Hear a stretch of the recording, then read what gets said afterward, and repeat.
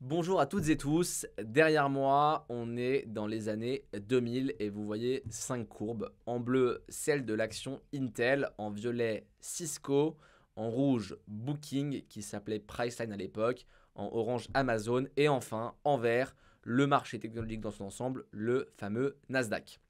Alors pourquoi ces 4 noms? C'est parce qu'à l'époque, Intel et Cisco étaient les superstars du marché, un petit peu l'équivalent de nos GAFA actuels, là où les Priceline et Amazon étaient plutôt vus comme des challengers, c'est-à-dire des sociétés technologiques disruptives qui ne gagnaient pas d'argent, hein, ça c'est pas nouveau, mais voilà, qui étaient là pour un petit peu challenger les grosses. Alors pourquoi ce graphique est intéressant?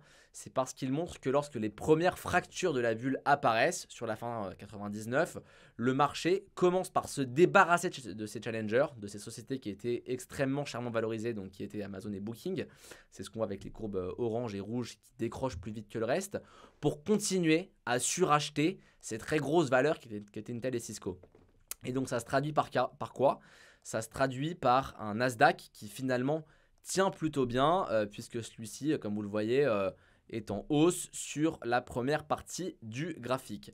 Néanmoins, lorsque la bulle éclate pour de bon, on a un effet de convergence, c'est-à-dire que même ces superstars sont attrapés par la réalité et le marché termine par les vendre. On a donc cette espèce de fracture qui apparaît en début de bulle et qui se résorbe sur la fin.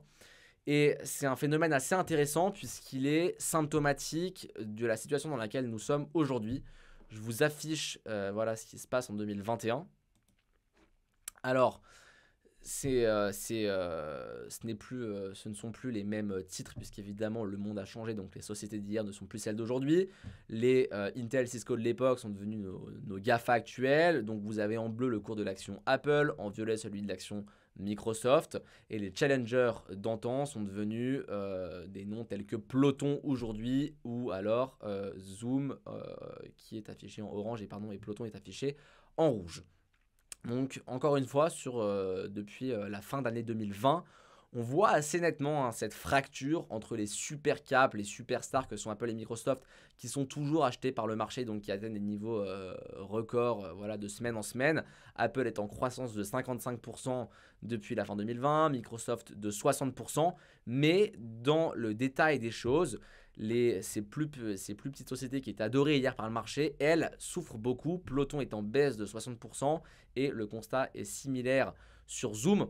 Donc là, l'histoire se répète quelque part. On a à nouveau en fait un marché qui semble tenir. Le Nasdaq, vous le voyez en vert ici, affiche une belle croissance, hein. Il est en hausse de 40% depuis la fin 2020.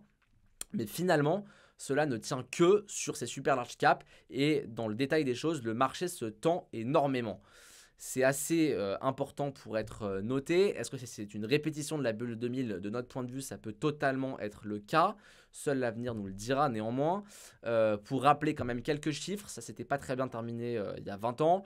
Le cours d'Intel avait dévissé de 60% entre la fin 99 et la fin 2002. Cisco de 70%, Booking de 97%, Amazon de 80% et enfin le marché de 65%.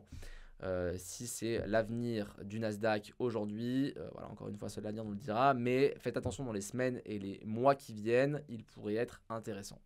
Sur ce, excellente soirée à tous et à très bientôt, au revoir.